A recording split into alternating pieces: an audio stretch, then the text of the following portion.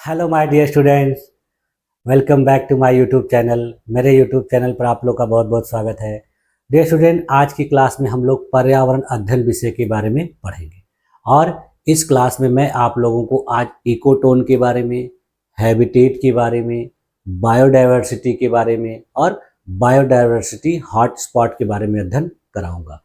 इन सब चीज़ों को अध्ययन करने के बाद आपको पता चलेगा कि एक पारिस्थितिकी तंत्र में किस प्रकार से मिश्रण होता है, एक पारिस्थितिकी तंत्र दूसरे पारिस्थितिकी तंत्र के साथ कैसे मिश्रण करके इकोटोन का निर्माण करता है, फिर हैबिटेट क्या होता है, हैबिटेट और नीच में क्या डिफरेंस होता है, क्या दोनों एक ही होते हैं। फिर उसके बाद देखेंगे कि जैव विविधता क्या होती है, भारत में जैव विविधता की स्थिति क्या है, दुनिया में किस प्रकार के स्थलों को जैव विविधता वाले स्थल के रूप में जाना जाता है, फिर जैव विविधता को कैसे संरक्षित किया जा सके, इसका क्या महत्व होता है। इन सारी बातों को आज की क्लास में हम लोग एक एक करके अध्ययन करेंगे। तो चलिए आइए देखा जाए कि ये जो टॉपिक हैं ये किस प्रकार से आपके अध्ययन के लिए, आपकी परीक्षा के एग्जाम के लिए महत्वपूर्ण है। और मैंने आप लोग को पहले बता दिया है कि आपके लिए ये जो ईवीएस की क्लास है ये बीएड के स्टूडेंट के लिए भी है, बीए के स्टूडेंट के लिए भी है। इसके अलावा और जो भी स्टूडेंट इन्वायरमेंट से संबंधित परीक्षाओं में सम्मिलित होते हैं, या जैसे नेट का फर्स्ट पेपर है उसमें भी देखिए इन्वायरमेंट से क्वेश्चन आता है। उसके बाद आप लोगों का जो ग्रेजुएशन में कुछ को करिकुलर पेपर होते हैं उसमें भी इस तरह से इन्वायरमेंट से क्वेश्चन आते हैं। तो एक प्रकार से देखा जाए तो ये जो क्लासेस है ईवीएस की मैं आप लोगों के लिए चला रहा हूँ, ये मल्टीपर्पज़ क्लासेस के रूप में जाने जाएंगे। ठीक है, तो चलिए देखते हैं। हाँ देखिए, हम लोग को आज सबसे पहले क्या पढ़ना है, इकोटोन के बारे में। इकोटोन होता क्या है, तो देखिए इकोटोन दो विभिन्न पारिस्थितिकी तंत्रों इकोसिस्टम्स के बीच की संक्रमणीय क्षेत्र यानी ट्रांजिशनल जोन को कहा जाता है। यानी दो पारिस्थितिकी तंत्र का जहां मिश्रण होता है उसी के बीच का जो संक्रमण क्षेत्र होता है उसी को इकोटोन कहा जाता है। यह क्षेत्र उन दोनों पारिस्थितिकी तंत्रों की विशेषताओं को साझा करता है और वहां दोनों क्षेत्रों के जीव जंतु और पौधे पाए जा सकते हैं। साथ ही कुछ ऐसे जीव भी हो सकते हैं जो केवल इसी क्षेत्र में पाए जाते हैं। यानी इसमें दोनों पारिस्थितिकी तंत्रों के जीव आपस में एक दूसरे के साथ साझा करते हैं और ये जीव जंतु उन क्षेत्रों में भी पाए जा सकते हैं। इकोटोन शब्द का प्रयोग सबसे पहले 1904 ईस्वी में फ्रेडरिक ई क्लेमेंट्स नामक विद्वान के द्वारा किया गया था। इन्होंने अपनी पुस्तक the development and structure of vegetation में इस शब्द का उपयोग किया था। अब देखिए इकोटोन्स की परिभाषा क्या है एक सेंटेंस में, कि जब दो भिन्न पारिस्थितिकी तंत्र आपस में मिलते हैं तो उनके मिलने का जो क्षेत्र होता है वो इकोटोन। देखिए एक शॉर्ट फॉर्म में एक सेंटेंस में आपका है कि जब दो भिन्न पारिस्थितिकी तंत्र आपस में मिलते हैं तो उनके बीच का जो क्षेत्र होता है, मिलन क्षेत्र होता है, उसी को इकोटोन कहा जाता है। देखिए यहाँ पर इस इमेज में आपको बहुत अच्छे तरीके से क्लियर हो जा रहा है कि देखिए ये लैंड इकोसिस्टम है और ये एक्वाटिक यानी ये भूमि का पारिस्थितिकी तंत्र है, ये जलीय पारिस्थितिकी तंत्र है। अब देखिए इसमें क्या हो रहा है कि कुछ भूमि के जो तत्व हैं वो यहाँ पर पाए जा रहे हैं और कुछ जलीय तत्व, जैसे देखिए यहाँ मेढक और कछुए को दिखाया गया। तो कछुआ जो है इस प्रकार के भी पारिस्थितिकी तंत्र में रहता है और जलीय में भी रहता है। उसी प्रकार मेढक भी देखिए जलीय पारितंत्र में भी रहता है और स्थलीय पारितंत्र में। तो इनके बीच का जो ट्रांजिशनल इकोसिस्टम है इसी को कहा जाता है इकोटोन। अब देखिए इकोटोन की विशेषताएं, इकोटोन की क्या क्या विशेषताएं। तो देखिए किसी भी इकोटोन में क्या होता है कि प्रजातियों की विविधता बहुत अधिक होती है। क्यों अधिक हो जाती है? क्योंकि यहाँ दो पारिस्थितिकी तंत्रों की प्रजातियां पाई जाती हैं, इसलिए जैव विविधता अधिक हो जाती है। दूसरी विशेषता क्या है कि यहाँ पर प्रत्यावर्ती प्रजातियां पाई जाती हैं, यानी एज स्पेसिस पाई जाती है। कुछ प्रजातियां केवल इकोटोन में ही पाई जाती हैं, इन्हें एज स्पेसिस कहा जाता है। उसके बाद देखिए इसमें ध्यान देने योग्य परिवर्तन होता है, जैसे जलवायु, मृदा, नमी आदि में बदलाव स्पष्ट रूप से दिखाई देते हैं। यानी जहाँ जो कुछ भी परिवर्तन होता है वह अदृश्य नहीं होता है बल्कि साफ तौर पर दिखता है, इसमें बदलाव दिखता है। इसके अलावा चौथी विशेषता क्या है कि यह प्राकृतिक और कृत्रिम दोनों प्रकार का हो सकता है। जैसे देखिए, प्राकृतिक इकोटोन का उदाहरण है जंगल और घास का मैदान, और कृत्रिम इकोटोन का उदाहरण है खेत और जंगल के बीच की सीमा। जैसे देखिए, कहीं कहीं क्या होता है कि जंगल के बगल में खेत होता है, तो उसमें क्या होता है कि खेत के भी कुछ चीज़ें जो हैं जंगल में चली जाती हैं और जंगल की चीज़ें खेतों में अपना भोजन के लिए आती हैं। तो इस तरीके से ये इसका उदाहरण है। अब देखिए, इकोटोन के उदाहरण, एग्जाम्पल्स ऑफ इकोटोन। तो पहला देखिए क्या है, जंगल और घास का मैदान, यानी फॉरेस्ट एंड ग्रासलैंड के बीच का जो क्षेत्र होता है वो इसका उदाहरण हो गया। उसके बाद फिर देखिए, नदी और जमीन, रिवर एंड लैंड के बीच का क्षेत्र जो नदी तट होता है। उसी प्रकार से देखिए, समुद्र और उसके तट का जो है क्षेत्र है, यानी इसके बीच का क्षेत्र, इसके बीच के क्षेत्र को ज्वारी क्षेत्र कहा जाता है। उसी प्रकार से देखिए, पहाड़ी क्षेत्र और समतल मैदान के बीच की जो सीमा होती है वहाँ पर देखिए विभिन्न प्रकार के जीव जंतु और मनुष्य भी रहते हैं। उसी प्रकार से देखिए, दलदल और शुष्क भूमि के बीच का क्षेत्र। अब देखिए, इकोटोन का क्या महत्व है, इसका इंपॉर्टेंस क्या है। तो इकोटोन देखिए जैव विविधता को बढ़ाता है, इससे पारिस्थितिकी तंत्रों के बीच संतुलन बना रहता है, यह जलवायु परिवर्तन और पारिस्थितिकी बदलाव का संकेत देता है, पारिस्थितिकी अनुसंधान के लिए यह एक महत्वपूर्ण क्षेत्र होता है। तो देखिए, इससे क्या निष्कर्ष निकल के आ रहा है, क्या कहा जा सकता है कि इकोटोन एक महत्वपूर्ण पारिस्थितिकी अवधारणा है जो यह दिखाती है कि कैसे दो अलग अलग पारिस्थितिकी तंत्र आपस में संपर्क करते हैं और मिलकर एक विशेष प्रकार का वातावरण बनाते हैं। यह क्षेत्र जैव विविधता से भरपूर होता है और पारिस्थितिकी संतुलन बनाए रखने में महत्वपूर्ण भूमिका निभाता है। यानी ये जैव विविधता के लिए बहुत ही महत्वपूर्ण होता है और इससे पारिस्थितिकी संतुलन भी बना रहता है। अब देखिए, हम लोग आगे आते हैं जैव विविधता के बारे में अध्ययन करते हैं। ये बायोडाइवर्सिटी होती क्या है, ये आप लोगों ने भी पढ़ा कि इकोटोन की मदद से जैव विविधता का निर्माण होता है, यानी जहाँ जहाँ इकोटोन होता है वहाँ पर जैव विविधता बहुत ज़्यादा पाई जाती है।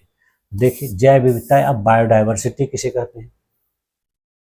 जैव विविधता यानी बायोडाइवर्सिटी का अर्थ है पृथ्वी पर पाए जाने वाले सभी जीवों जैसे पौधे, जानवर, सूक्ष्म जीव और उनके पारिस्थितिकी तंत्रों की विविधता। यानी एक ही पारिस्थितिकी तंत्र में विभिन्न प्रकार के जीव जंतु, पेड़ पौधे जब पाए जाते हैं तो उसी को कहा जाता है बायोडाइवर्सिटी या जैव विविधता। यह विविधता जीवन के हर रूप को दर्शाती है, चाहे वह छोटे से जीवाणु में हो या विशाल जंगल में। अब देखिए, ये विविधता हो सकती है छोटे छोटे जीवाणुओं में भी हो और बड़े बड़े विशाल विशाल जंगलों में भी। जैव विविधता शब्द का देखिए इस्तेमाल सबसे पहले वर्ष 1985 ईस्वी में WG रोसेन के द्वारा किया गया था। बाद में देखिए, प्रसिद्ध जीव विज्ञानी और लेखक E.O. विल्सन ने भी इस शब्द का इस्तेमाल किया और इसे जीवन का मूल तत्व बताया। अब देखिए, जैव विविधता की परिभाषा, डेफिनेशन ऑफ बायोडाइवर्सिटी। तो देखिए क्या परिभाषा है कि पृथ्वी पर मौजूद सभी प्रकार के जीवों, उनके जीन, प्रजातियों और पारिस्थितिकी तंत्रों की विविधता को जैव विविधता कहा जाता है। यानी यहाँ पर जीवों की विविधता, उनके जीन की विविधता, विभिन्न प्रकार के प्रजातियों की विविधता और पारिस्थितिकी तंत्रों की विविधता को सम्मिलित रूप में जैव विविधता कहा जाता है। ये देखिए, जैव विविधता की आपको इमेज दिखाई जा रही है। देखिए, यहाँ पर ये बायोडाइवर्सिटी दिखाई जा रही है कि एक ही स्थान पर देखिए विविध प्रकार के जीव जंतु पाए जाते हैं। जो जंगल होते हैं वहाँ भी देखिए बहुत ज़्यादा जैव विविधता पाई जाती है। उसी प्रकार से जो समुद्र होते हैं वहाँ भी बहुत ज़्यादा जैव विविधता पाई जाती है। तो ये जैव विविधता के उदाहरण है। देखिए, इस इमेज में भी देख लीजिए कि एक स्थान पर विभिन्न प्रकार के जीव जंतु, कीड़े मकोड़े, पेड़ पौधे सब पाए जाते हैं और ये वहाँ पर जैव विविधता का निर्माण करते हैं। अब देखिए, जैव विविधता के प्रकार देख लेते हैं। जैव विविधता कितने प्रकार की होती है। तो देखिए, सबसे पहले इसको प्रजाति विविधता के रूप में बांटा जाता है, जाना जाता है। ये क्या होती है कि पृथ्वी पर मौजूद विभिन्न प्रजातियों जैसे मनुष्य, बाघ, आम का पेड़, बैक्टीरिया आदि की संख्या और उनकी आपसी अंतर को इसमें दिखाया जाता है, यानी कि उनकी कितनी संख्या है और उनका आपस में क्या डिफरेंस है। उदाहरण के लिए देखिए, भारत में बाघ, हाथी, मोर, आम, पीपल आदि की प्रजातियां पाई जाती हैं, यानी विभिन्न प्रकार के जीव जंतु और विभिन्न प्रकार के पेड़ पौधे भारत में पाए जाते हैं। उसके बाद फिर देखिए दूसरा प्रकार है आनुवांशिक विविधता, यानी ये क्या होती है कि एक प्रजाति के भीतर मौजूद जीन में विभिन्नता, यानी एक ही प्रजाति का कोई जीव है तो उसके जीन में जब डिफरेंस दिखेगा तो वो क्या हो जाएगा, आनुवांशिक विविधता। जैसे देखिए अलग अलग रंग और आकार के आम, विभिन्न नस्लों के कुत्ते आप लोग को देखने को मिलते हैं कि आम जैसे होता है तो आम के देखिए कई नस्लें देखने को मिलती हैं, दशहरी हो गया, लंगड़ा हो गया, मलदहिया हो गया, तो विभिन्न प्रकार के आम आपकी नस्लें। उसी प्रकार देखिए जो कुत्ते होते हैं तो कुत्तों में भी कई प्रकार की नस्लें होती हैं जिसको लोग अलग अलग तरह की नस्लों को अपने यहाँ पालते हैं। और कुछ जो कुत्ते होते हैं जो ऐसे ही आवारा कुत्ते की तरह मतलब मार्केट में, गांव में, घर में घूमते रहते हैं। ये क्या हो गए, ये भी जैव विविधता के उदाहरण हैं। उसके बाद फिर देखिए पारिस्थितिकी विविधता यानी इकोसिस्टम डाइवर्सिटी। इसमें क्या होता है कि विभिन्न प्रकार के पारिस्थितिकी तंत्रों की विविधता जैसे जंगल, रेगिस्तान, समुद्र, झीलें इत्यादि इसके अंतर्गत आती है। जैसे देखिए उदाहरण में सुंदरबन का मैंग्रोव जंगल, उसका देखिए पारिस्थितिकी तंत्र अलग तरह का है, उसकी अपनी विविधता है। उसी प्रकार से देखिए हिमालय का जो पर्वतीय पारिस्थितिकी तंत्र है उसकी अपनी विशेषता है, और वहाँ पर जो जीव जंतु पाए जाते हैं उसमें अलग तरह की विविधता पाई जाती है। अब देखिए पृथ्वी पर जो जैव विविधता पाई जाती है उसके विभिन्न प्रतिरूप कौन कौन से हैं। जैसे देखिए अत्यधिक जैव विविधता वाला जो क्षेत्र होता है वो देखिए उष्णकटिबंधीय हिमवन होते हैं, प्रवाल भित्तियाँ होती हैं यानी कोरल रीफ जहाँ पाई जाती हैं, आर्द्र भूमियाँ होती हैं और मैंग्रोव वन होते हैं। उसी प्रकार से देखिए अधिक जैव विविधता वाले जो क्षेत्र होते हैं वो देखिए पश्चिमी यूरोप में मानसूनी प्रदेश तथा घास के मैदानों में पाए जाते हैं। इसके अलावा देखिए जो कम विविधता वाला जैव क्षेत्र होता है वो देखिए उपध्रुवी या मरुस्थलीय क्षेत्रों में होता है, यानी यहाँ पर जैव विविधता बहुत कम पाई जाती है। अत्यंत कम जैव विविधता वाला जो क्षेत्र होता है देखिए उत्तरी तथा दक्षिणी ध्रुवों का हिमाच्छादित क्षेत्र, यानी उत्तरी ध्रुव और दक्षिणी ध्रुव पे जो बर्फ जमी हुई है तो वहाँ पर जीवों की विविधता बहुत कम पाई जाती है। तो इस प्रकार से देखिए ये चार प्रकार के जैव विविधता के क्षेत्र होते हैं। सबसे अधिक जो होते हैं ये उष्णकटिबंधीय क्षेत्रों में होते हैं, और जहाँ पर प्रवाल भित्तियाँ पाई जाती हैं, मैंग्रोव वन पाए जाते हैं वहाँ बहुत ज़्यादा होगा। उसके बाद देखिए पश्चिमी यूरोप और मानसूनी प्रदेशों में कुछ घास के मैदानों में भी जैव विविधता अधिक पाई जाती है। फिर उसके बाद देखिए जो उपध्रुवीय स्थल हैं, मरुस्थल वाले क्षेत्र हैं, वहाँ उससे थोड़ी कम पाई जाएगी, और सबसे कम कहाँ पाई जाएगी, ध्रुवों के ऊपर।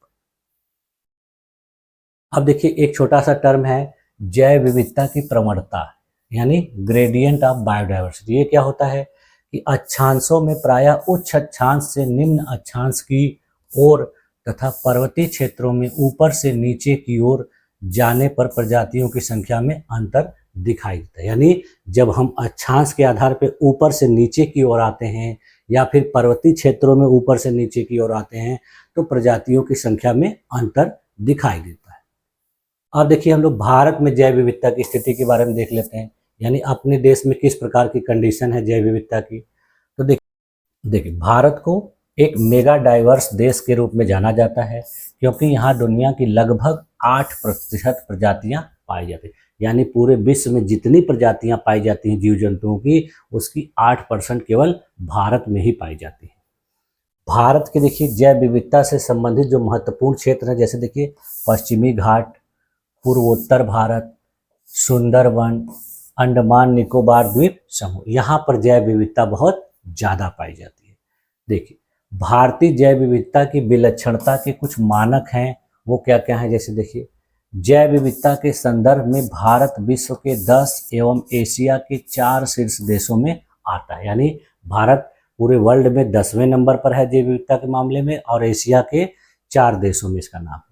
विश्व का मात्र 2.4% भूभाग होने के बावजूद भी भारत में वैश्विक प्रजातिगत विविधता का लगभग 7 से 8% पाया जाता है। आप लोगों ने पढ़ा होगा कि भारत का जो भू क्षेत्र है वो पूरे विश्व के भू क्षेत्र का केवल 2.4% है, लेकिन यहाँ पर जीवों की जो विविधता है, संख्या है, वो 7 से 8% है। विश्व के 17 मेगा डाइवर्सिटी वाले देशों में से भारत का नाम लिया जाता है, यानी उसमें से एक भारत भी है। भारत में देखिए पादपों यानी पेड़ पौधों की 50,000 से अधिक प्रजातियां पाई जाती हैं। जंतुओं की 1,03,000 से अधिक प्रजातियां पाई जाती हैं तथा विश्व की लगभग आधी जलीय पादप प्रजातियां यहाँ पाई जाती हैं। भारत देखिए खेती के पौधे के उद्गम के 8 प्राथमिक केंद्रों में से एक है, यानी ये भारत की जैव विविधता की विलक्षणता के कुछ महत्वपूर्ण मानक है। इसके बाद देखिए क्या है जैव विविधता हॉटस्पॉट। ये क्या होता है देखिए, यानी बायोडायवर्सिटी हॉटस्पॉट।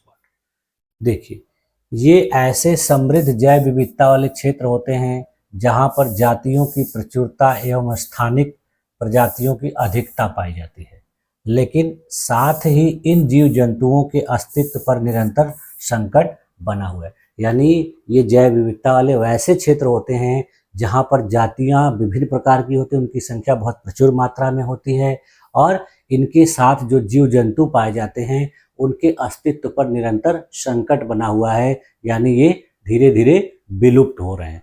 तो इसी को कहा जाता है जैव विविधता हॉट स्पॉट। देखिए किसी स्थान की जैव विविधता हॉट स्पॉट के रूप में अर्हता के लिए कुछ मानदंड है। वो मानदंड क्या है देखिए, संबंधित क्षेत्र में कम से कम 1500 स्थानिक संवहनी पौधे वैस्कुलर प्लांट्स की प्रजातियां होनी चाहिए। यानी जब ये कंडीशन होगी तो उसको जैव विविधता हॉटस्पॉट की श्रेणी में डाला जाएगा। उसी प्रकार से देखिए इस क्षेत्र की मूल वनस्पतियों का कम से कम 70% नष्ट हो गया हो, अर्थात यह संकटग्रस्त।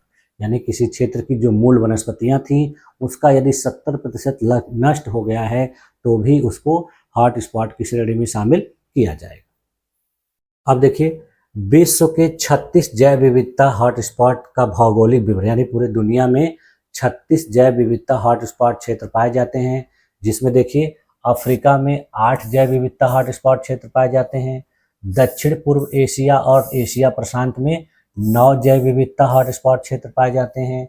उसी प्रकार देखिए यूरोप एवं मध्य एशिया में 4 जैव विविधता हॉटस्पॉट क्षेत्र पाए जाते हैं, उत्तरी एवं मध्य अमेरिका में 5 जैव विविधता हॉटस्पॉट क्षेत्र पाए जाते हैं, दक्षिणी अमेरिका में भी 5 जैव विविधता हॉटस्पॉट क्षेत्र पाए जाते हैं।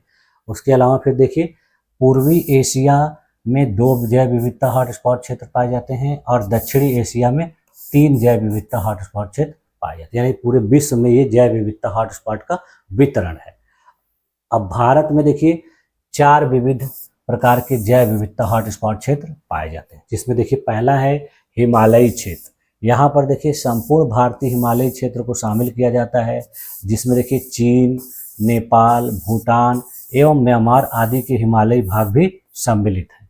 उसी प्रकार से देखिए इंडो बर्मा क्षेत्र है, इसमें देखिए असम, अरुणाचल प्रदेश और सिक्किम को छोड़कर संपूर्ण उत्तर पूर्वी भारत को शामिल किया जाता है। अंडमान द्वीप समूह, बांग्लादेश और मलेशिया, थाईलैंड, लाओस आदि भी इसी में सम्मिलित होते हैं।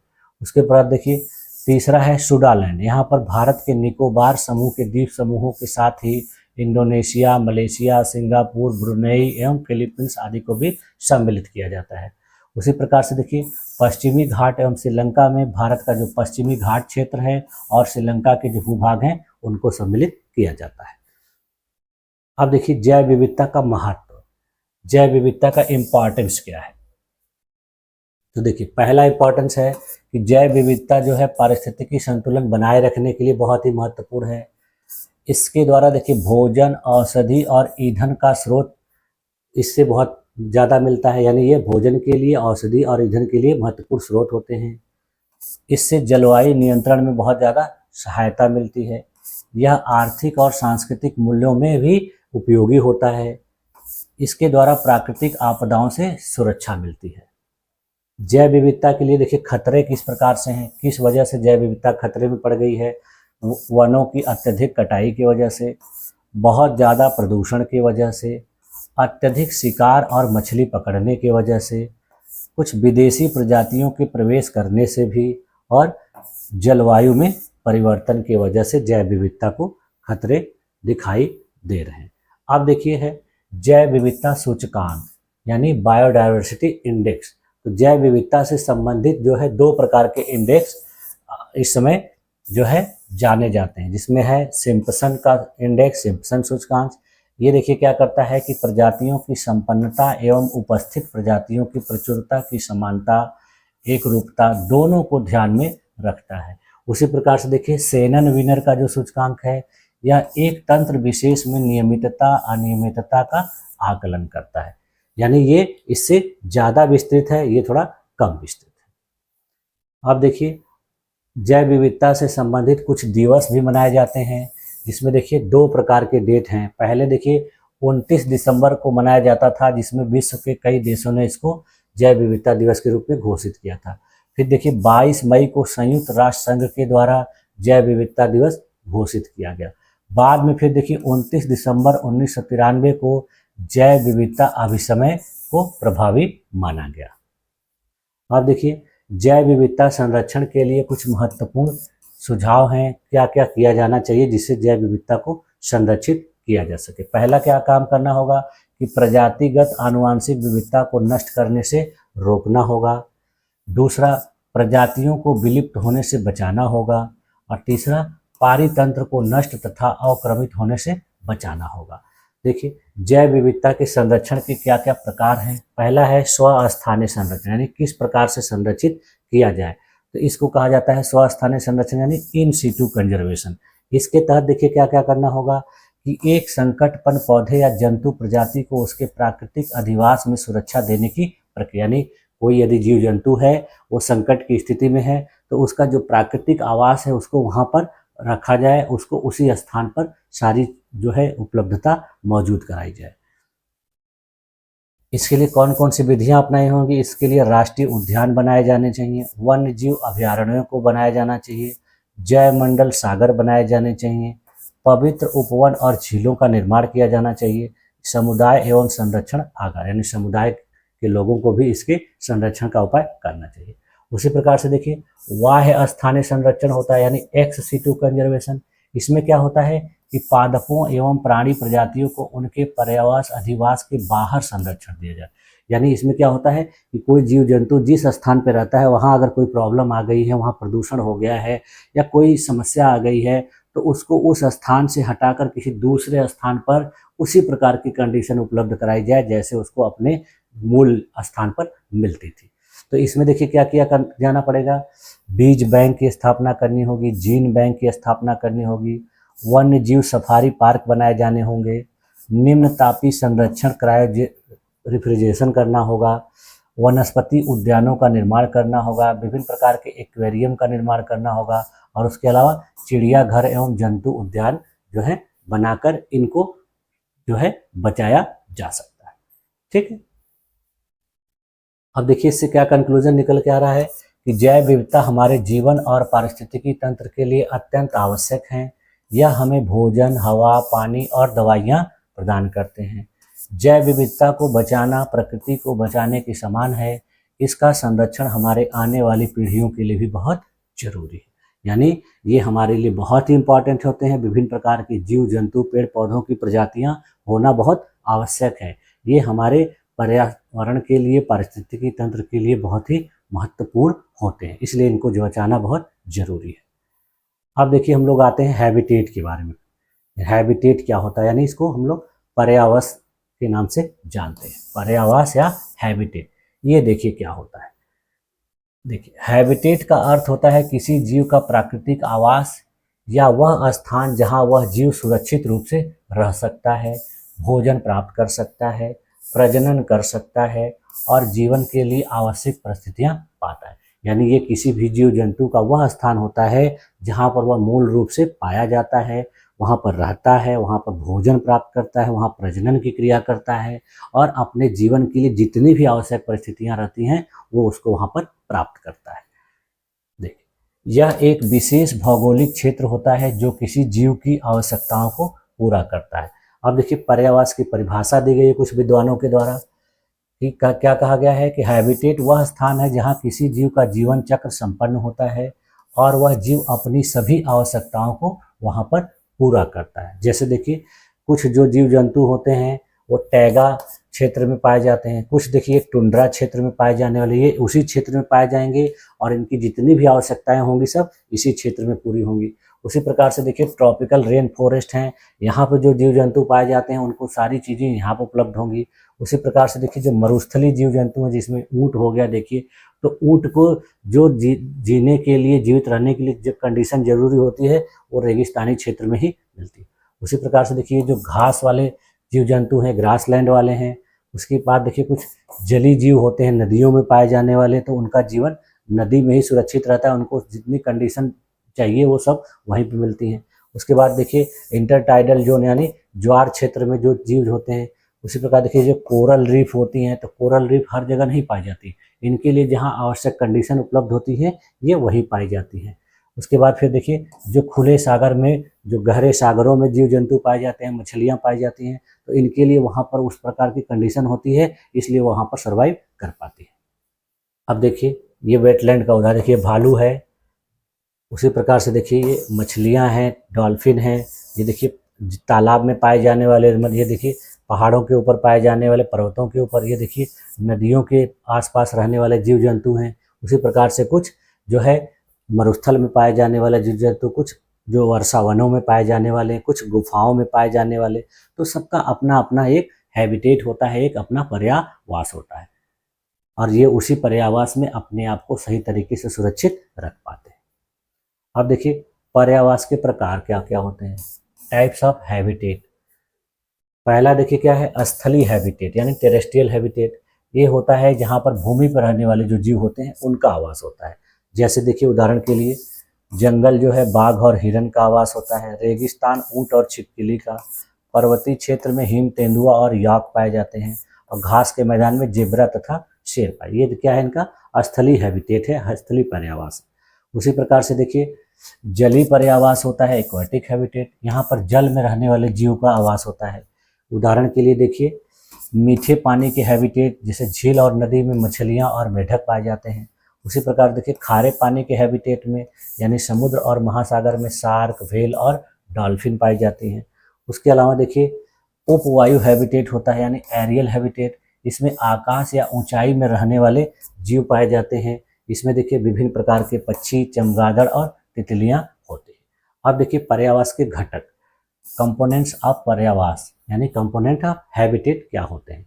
तो देखिए दो प्रकार के घटक होते हैं, जैविक घटक यानी बायोटिक, जिसमें पौधे, जानवर और सूक्ष्मजीव होते हैं, और दूसरा होता है अजैविक घटक, जिसमें पानी, मिट्टी, सूर्य का प्रकाश, तापमान और हवा इत्यादि होते हैं। अब पर्यावास का देखिए इंपॉर्टेंस क्या है, इंपॉर्टेंस ऑफ हैबिटेट। इससे देखिए जीवों को आश्रय और सुरक्षा प्रदान करता है, यह भोजन और पानी की उपलब्धता सुनिश्चित करता है। यहाँ पर प्रजनन और वंश वृद्धि के लिए उपयुक्त माहौल उपलब्ध होता है। पारिस्थितिकी तंत्र का संतुलन बनाए रखने में यह मदद करता है। अब देखिए पर्यावास के कुछ उदाहरण देख लेते हैं।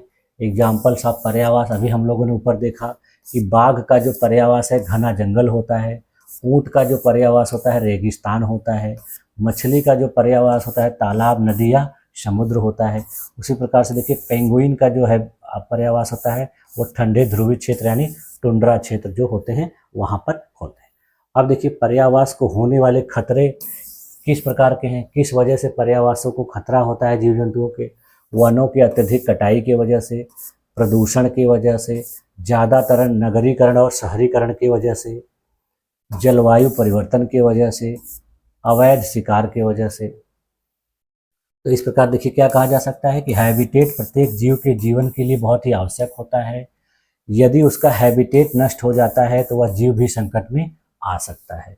इसलिए हमें प्राकृतिक आवासों की रक्षा करनी चाहिए ताकि जैव विविधता और पारिस्थितिकी संतुलन बना रहे। यानी किसी भी जीव का जो पर्यावास होता है, उसका निवास स्थान होता है, उसको बना के रखना चाहिए, उसके निवास स्थान को छीनना नहीं चाहिए, नष्ट नहीं करना चाहिए। लेकिन क्या हो रहा है कि प्रदूषण की वजह से जीव जंतुओं का जो प्राकृतिक पर्यावास है वो नष्ट होता चला जा रहा है। पेड़ों की कटाई की वजह से उनको अपना जो प्राकृतिक पर्यावास है उसको छोड़ के दूसरी जगह जाना पड़ रहा है। शहरीकरण की वजह से पेड़ पौधों को काटा जा रहा है, तालाबों को ढक दिया जा रहा है, जिसकी वजह से उनका पर्यावास छीन जा रहा है। तो ये बहुत सारे जो कारण हैं जिसकी वजह से जीव जंतुओं का पर्यावास जो है नष्ट हो रहा है और प्रभावित हो रहा है। अगर ये इसी तरह से नष्ट हुआ, प्रभावित हुआ, तो फिर बाद में पर्यावरणीय संकट बहुत गंभीर आ सकते हैं। ठीक है। अब देखिए नीच और हैबिटेट में कुछ बेसिक डिफरेंस है। हम लोगों ने पिछली क्लास में नीच के बारे में पढ़ा था, तो आज हम लोगों ने हैबिटेट के बारे में पढ़ा, तो इनके डिफरेंस को भी एक बार जान लेना बहुत जरूरी है। सबसे पहले देखिए परिभाषा के आधार पर क्या है कि हैबिटेट का मतलब अभी हम लोगों ने क्या देखा कि किसी भी जीव का वह प्राकृतिक आवास जहाँ पर वह रहता है, यानी वह उसका प्राकृतिक आवास होता है। और नीच क्या होता है कि किसी जीव की पारिस्थितिकी भूमिका है, यानी वह जीव क्या करता है और कैसे करता है। यानी ये क्या है कि उसका प्राकृतिक आवास है। और नीच क्या होता है कि पारिस्थितिकी तंत्र में एक ऐसा स्थान होता है जहाँ पर कोई जीव किस प्रकार से काम करता है या किस प्रकार का कार्य करता है और वह कैसे करता है। दूसरा देखिए यह क्या दर्शाता है, यह ऐसे स्थान को दर्शाता है जो जीव का मूल निवास होता है। और यह कार्य को दर्शाता है, यानी यह उसके स्थान को दर्शाता है, यह कार्य को दर्शाता है। इसमें मुख्य तत्व क्या होते हैं, स्थान, जलवायु, भोजन, आश्रय इत्यादि। यहाँ पर देखिए क्या होता है, जीव का भोजन, शिकार करने का तरीका, समय, गतिविधि, दिन रात, पर्यावरण से संबंध इत्यादि। ये इसका उदाहरण देखिए क्या है कि बाघ का हैबिटेट घना जंगल है और बाघ का नीच क्या है, शिकार करना, भोजन श्रृंखला में शीर्ष पर होना। यहाँ देखिए हैबिटेट का लक्ष्य क्या होता है, यह दिखाता है कि जीव कहाँ रहता है। यह देखिए बताता है कि जीव क्या करता है और उसका पारिस्थितिकी में क्या योगदान है। प्रभाव के आधार पर देखिए यदि हैबिटेट नष्ट हो जाए तो जीव को नया आवास चाहिए। यदि नीच बदल जाए तो जीव को पर्यावरण में अपनी भूमिका बदलनी पड़ती है या वह विलुप्त हो सकता है। यानी इसमें क्या होगा कि अगर किसी का हैबिटेट नष्ट हो जा रहा है तो उसको बदल दिया जाएगा, दूसरे जगह ले जाया जाएगा। लेकिन यदि किसी जीव का नीच नष्ट हो जाए तो उसको भोजन नहीं मिलेगा, पर्यावरण में उसकी अपनी भूमिका बदलनी होगी। यदि भूमिका नहीं बदल पा रहा है तो फिर वो जीव क्या हो जाएगा, धीरे धीरे नष्ट हो जाएगा। अब देखिए इसका सारांश क्या निकल के आ रहा है कि हैबिटेट जो है वो पता होता है कि जीव कहाँ रहता है, और नीच क्या होता है, उसका पेशा होता है, ऑक्यूपेशन होता है कि जीव क्या करता है और पारिस्थितिकी में उसकी क्या भूमिका है।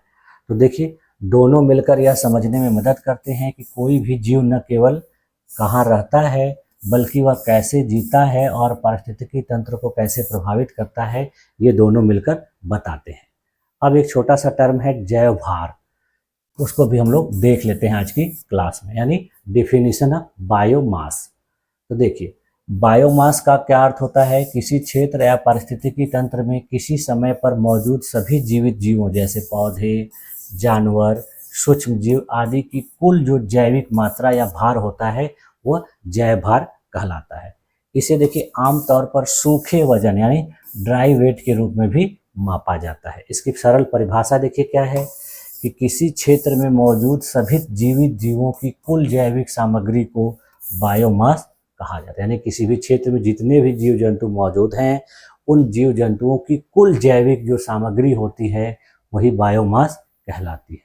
इसके उदाहरण देख लीजिए और क्लियर हो जाएगा। जैसे देखिए एक जंगल में पेड़, झाड़ियाँ, घास, पक्षी, जानवर और कीट, इन सभी का कुल सूखा भार बराबर उस जंगल का बायोमास होता है। उसी प्रकार से देखिए एक खेत में गेहूं के पौधे, उस कीट, मिट्टी में रहने वाले जीव सभी मिलाकर खेत का बायोमास बनाते हैं। उसी प्रकार से देखिए एक तालाब में क्या होता है, मछलियाँ, काई, जल पौधे, जीवाणु आदि, इनका जो कुल बायोमास जो होता है वो एक तालाब का बायोमास होता है। अब देखिए बायोमास का महत्व क्या होता है, यानी जैव भार का महत्व क्या होता है। तो यह देखिए ऊर्जा की मात्रा को दर्शाता है जो एक पारिस्थितिकी तंत्र में उपलब्ध होता है। यानी एक पारिस्थितिकी तंत्र में सभी जीवों को मिलाकर कितनी ऊर्जा है वो इसको बताता है। उसके बाद फिर देखिए खाद्य श्रृंखला में ऊर्जा प्रवाह को समझने में यह बहुत ही सहायक होता है। और उसके अलावा देखिए बायोमास से जैव ईंधन यानी बायोफ्यूल भी तैयार किया जा सकता है। ठीक है, तो ये था हमारा जैव भार। इस प्रकार से देखिए आज की क्लास में हम लोगों ने इन सारी चीज़ों का विस्तार पूर्वक अध्ययन किया और आज की क्लास में अब यहीं तक रखा जाए। इसमें हम लोगों ने देखिए आज क्या क्या देखा कि जैव विविधता क्या होती है, इकोटोन क्या होता है, जैव विविधता हॉटस्पॉट क्या होता है, हैबिटेट क्या होता है, हैबिटेट और नीच के बीच में क्या डिफरेंस होता है, और सबसे लास्ट में हम लोगों ने देखिए जैव भार या बायोमास क्या होता है। इसमें देखिए मैंने विभिन्न प्रकार की इमेजेस के माध्यम से, विभिन्न प्रकार के उदाहरण के माध्यम से आप लोगों को सारी चीज़ों को समझाने का प्रयास किया और मुझे पूरी उम्मीद है कि आप लोगों को ये सारी चीज़ें अच्छे तरीके से समझ में भी आई होंगी। तो आज की क्लास में बस यहीं तक। आप लोगों ने अपने आप को इस क्लास में इतने देर तक धैर्यपूर्वक बनाए रखा, इसके लिए भी आप लोग का बहुत बहुत धन्यवाद। मिलते हैं नेक्स्ट क्लास में, तब तक के लिए थैंक यू।